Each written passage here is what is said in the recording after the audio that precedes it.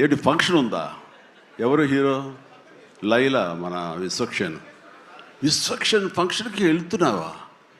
ఏ ఏ ఎందుకు వెళ్ళకూడదు? అతను మన మనిషి కాదు, అవతల బాలకృష్ణ. అప్పుడప్పుడు తారక్ అంటాడు అని. అంటే మనుషులు అన్నాక వేరే వాళ్ళ మీద అభిమానం, ప్రేమ ఉండకూడదా? నా మీద ఆప్యాయత ఉండకూడదా? ఇదేంటిది?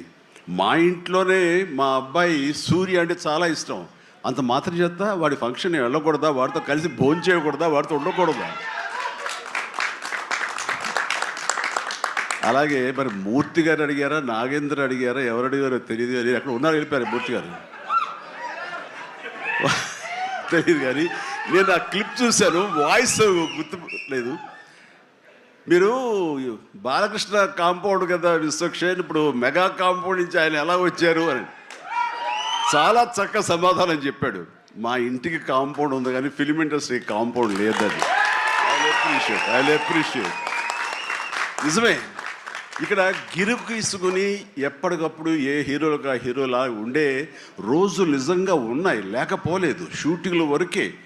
ఆ తర్వాత వాళ్ళు ఎవరి ఇళ్ళకి వాళ్ళు వెళ్ళిపోతారు, ఎవరి ప్రోగ్రాం వాళ్ళు చూసుకుంటారు. అలాంటి రోజుల్లో నేను ఉన్నాను. వాళ్ళ అలా ఉండటం మూలంగా వాళ్ళ మధ్య సఖ్యత ఉండదేమో, వాళ్ళ మధ్య ఒక విభేదాలు ఉంటాయేమో అనే ఒక రకమైన భ్రమలో ఇక్కడ అభిమానులు కొట్టుకుని చచ్చేవాళ్ళు. ఆ వాల్ పోస్టులు చింపుకునేవాళ్ళు. నెల్లూరులో మా కజిన్స్ ఉండేవాళ్ళు, వాళ్ళిద్దరు సొంత అన్నతమ్ములు, కానీ వాళ్ళిద్దరు రామారావు గారిని, ఒకళ్ళు నాగేశ్వరరావు గారిని ప్రేమించేవాళ్ళు.